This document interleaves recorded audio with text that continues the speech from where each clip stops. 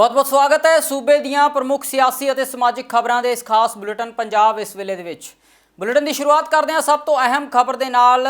मोहाली विखे intelligence bureau के दफ्तर ते हुए हमले नूं लैके अहम जानकारी सामने आई है। पाकिस्तान की एजेंसी ISI का हथ होने की जानकारी सामने आई है। इस पूरी खबर बारे प्रैस कॉन्फ्रेंस करके पंजाब के DGP वालों जानकारी दी गई है। चढ़त सिंह ये दोनों तरनतारन जिले के रहने वाले हैं।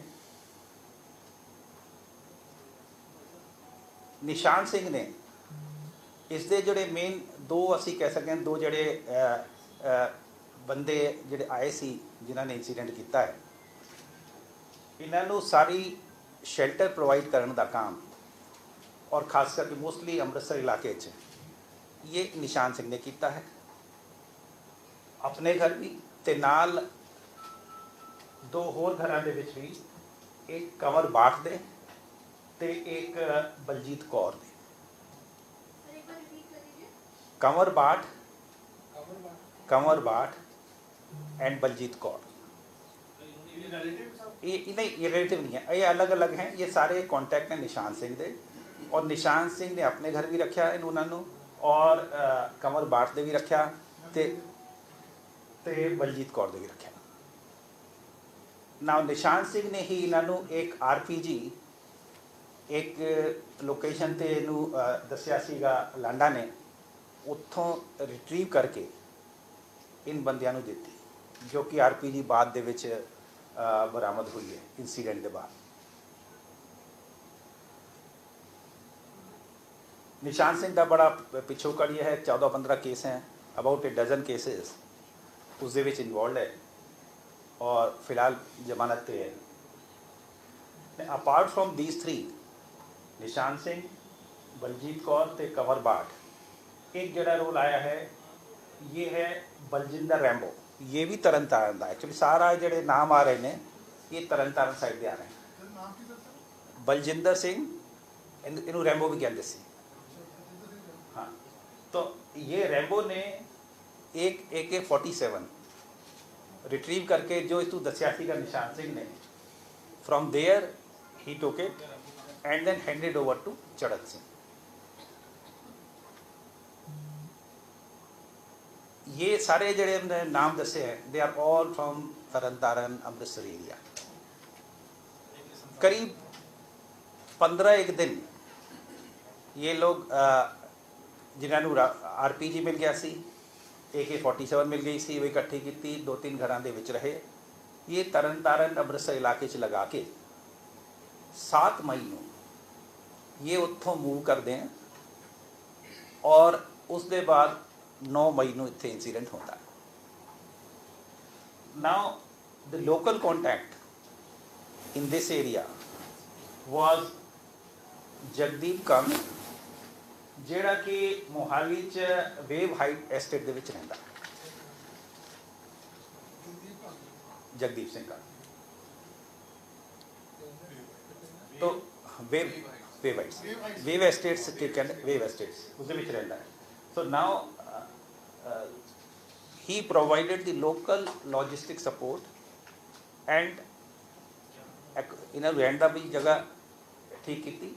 And finally for recce of the intelligence headquarters building, Charhat Singh and Jagdeep Kong,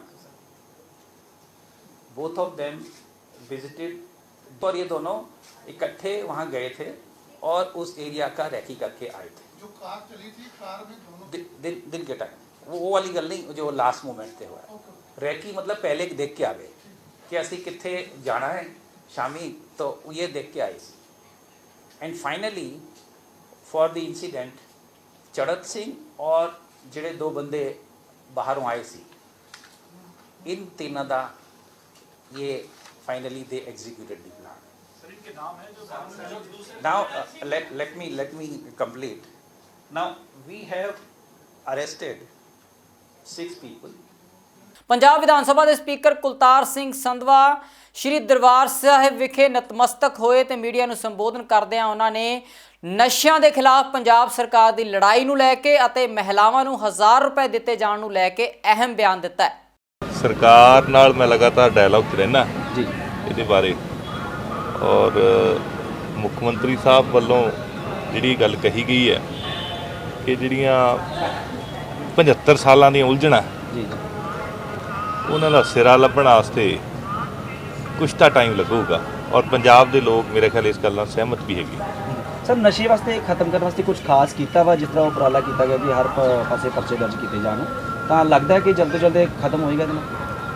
ਦੇਖੋ ਇਹਦੇ ਲਈ ਸਰਕਾਰ ਤੇ ਸਮਾਜ ਨੂੰ ਦੋਹਾਂ ਨੂੰ ਇਕੱਠਿਆਂ ਹੋ ਕੇ ਕੰਮ ਕਰਨਾ ਪੈਣਾ ਔਰ ਗੁਰੂ ਸਾਹਿਬ ਵੀ ਮਿਹਰ ਕਰਨ, ਕਿਉਂਕਿ ਬਹੁਤ ਵੱਡਾ ਇਹ ਇੱਕ ਤਰ੍ਹਾਂ ਦੀ ਮਹਾਮਾਰੀ ਹੈ ਜਿਹੜੀ ਨਸ਼ੇ ਹੈ ਜੀ this is state of emergency ਨਸ਼ਿਆਂ ਦੇ ਸੰਬੰਧ ਦੇ ਵਿੱਚ ਕਹਾਂ। ਸਰ ਮਹਿਲਾਵਾਂ ਨੂੰ ਹਜ਼ਾਰ ਰੁਪਏ ਦਾ ਇੰਤਜ਼ਾਰ ਹੈ, ਕਦੋਂ ਸ਼ੁਰੂ ਹੋਏਗਾ?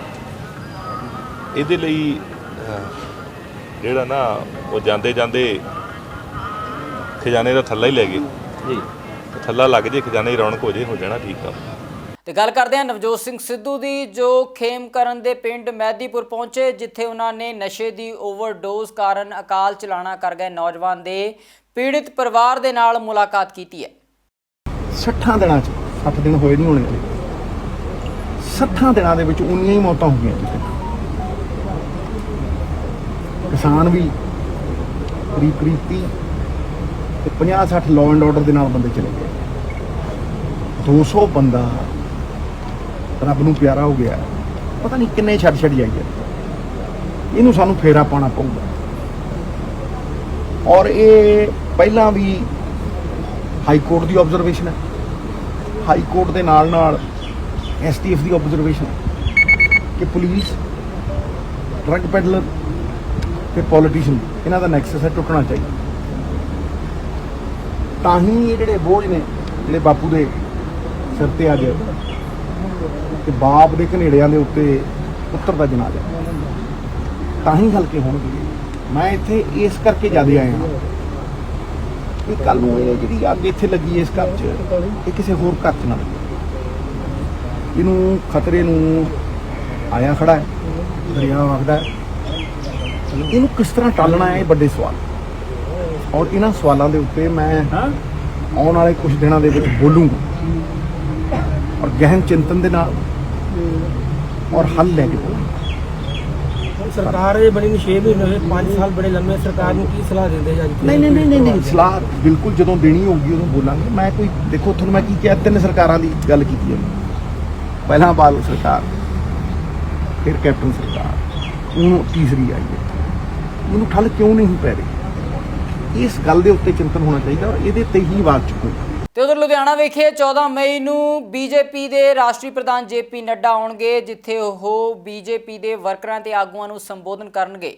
ਬੀਜੇਪੀ ਪੰਜਾਬ ਪ੍ਰਧਾਨ ਅਸ਼ਵਨੀ ਸ਼ਰਮਾ ਨੇ ਇਸ ਪ੍ਰੋਗਰਾਮ ਦੇ ਪ੍ਰਬੰਧਾਂ ਦਾ ਜਾਇਜ਼ਾ ਲਿਆ ਤੇ ਨਾਲ ਦੀ ਨਾਲ ਪੁਲਿਸ ਵੱਲੋਂ ਵੀ ਸੁਰੱਖਿਆ ਦੀ ਜਾਂਚ ਕੀਤੀ गई है। बीजेपी के राष्ट्रीय अध्यक्ष आ रहे हैं, जिनको कि Z+ सिक्योरिटी मिली हुई है और काफ़ी उनका थ्रेट लेवल है पूरे देश में। इस करके हम अपनी तरफ से पूरे पुख्ता इंतजाम करेंगे और प्रोग्राम के अंदर इसमें एक्सेस कंट्रोल होगा। जो लोग आएंगे उनको फ्रिस्क किया जाएगा। VIP की जो आमद है उस तरह का रास्ता और उनकी जो इमीडिएट सिक्योरिटी है उसका पूरा ध्यान रखते हुए, और जो उनकी अपनी पर्सनल सिक्योरिटी जो मिली हुई है उनको पैरामिलिट्री की, उससे तालमेल रखेंगे। और जहाँ पे जो भी उनके जो अलग अलग जगह पे 2-3 और कार्यक्रम हैं उन सबको जो है हम लोग कवर करेंगे विद प्रॉपर रूट और डिप्लॉयमेंट। और हमें उम्मीद है कि ये पूरी तरीके से सफल होगा इनका। कोई सारा दिन JP नड्डा लुधियाना में है, तो कैसे कितने मुलाजिम तैनात किए जाएंगे? नहीं, हम लोगों ने जहाँ जहाँ भी उन्होंने मूवमेंट करनी है, भले ही हेलीपैड के ऊपर है, कहीं उनके 1-2 जगह होटल्स में कार्यक्रम है, उन सारी जगह पे हमारे डिप्लॉयमेंट, एंटी सबोटाज चेक्स और प्रॉपर फ्रिस्किंग वगैरह हम लगाएंगे। सो हम पूरा ध्यान रख रहे हैं सुरक्षा का। जो राष्ट्रीय स्तर के नेता हैं बीजेपी के, और जिस तरीके का उनका थ्रेट लेवल है उस मुताबिक हमारे सारे अरेंजमेंट्स पूरे होंगे। सर कुछ एक्स्ट्रा फोर्सेस भी मंगवाई गई हैं? एक्स्ट्रा फोर्स भी मंगवाई हैं। इस प्रोग्राम के लिए हमने एक्स्ट्रा फोर्सेस मंगवाई हैं बाहर के ज़िलों से और लॉ एंड ऑर्डर विंग से।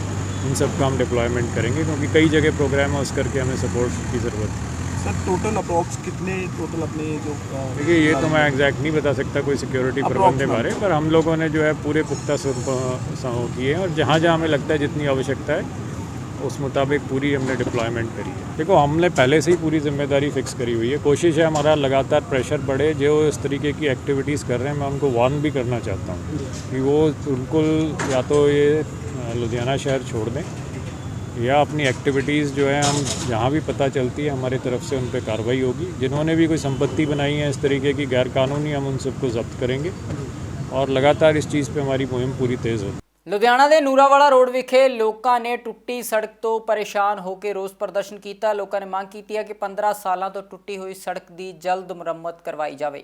ਨੂਰ ਵਾਲਾ ਰੋਡ ਸਾਨੂੰ ਲਗਭਗ ਇੱਥੇ ਰਹਿੰਦਿਆਂ ਨੂੰ 15 ਤੋਂ 20 ਸਾਲ ਅਸੀਂ ਦੇਖ ਰਹੇ ਹਾਂ। 15-20 ਸਾਲਾਂ 'ਚ ਨੂਰ ਵਾਲਾ ਰੋਡ ਨਹੀਂ ਬਣਿਆ।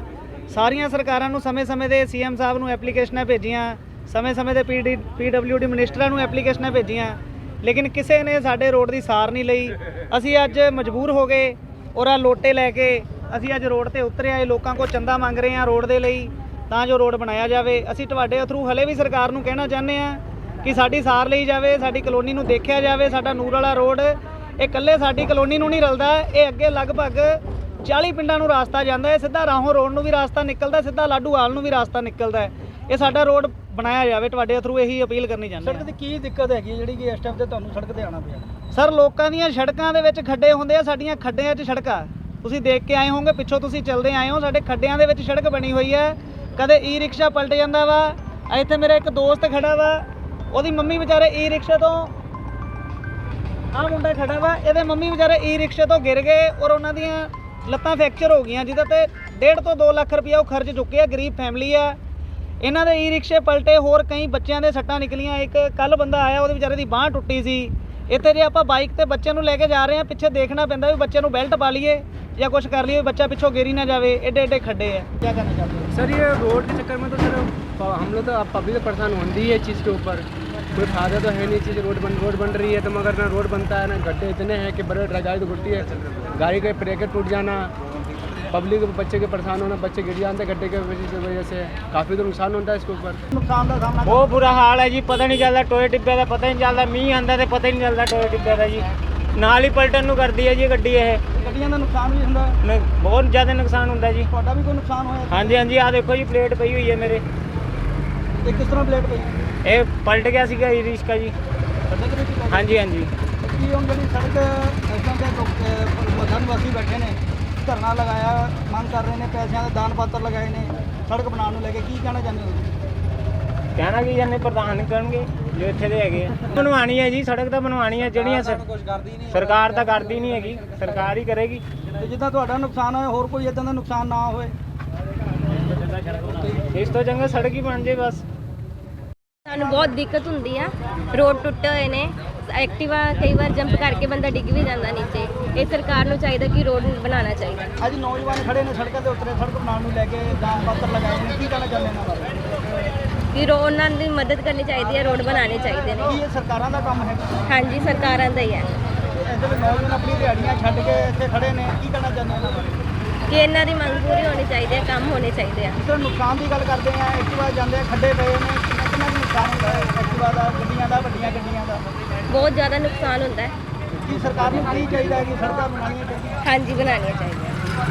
ਸੂਬੇ ਦੀਆਂ ਪ੍ਰਮੁੱਖ ਸਿਆਸੀ ਅਤੇ ਸਮਾਜਿਕ ਖਬਰਾਂ ਦੇ ਇਸ ਖਾਸ ਬੁਲੇਟਿਨ ਦੇ ਵਿੱਚ ਫਿਲਹਾਲ ਇੰਨਾ ਹੀ। ਹੁਣ ਮੈਨੂੰ ਦਿਓ ਇਜਾਜ਼ਤ। ਬਹੁਤ ਬਹੁਤ ਧੰਨਵਾਦ।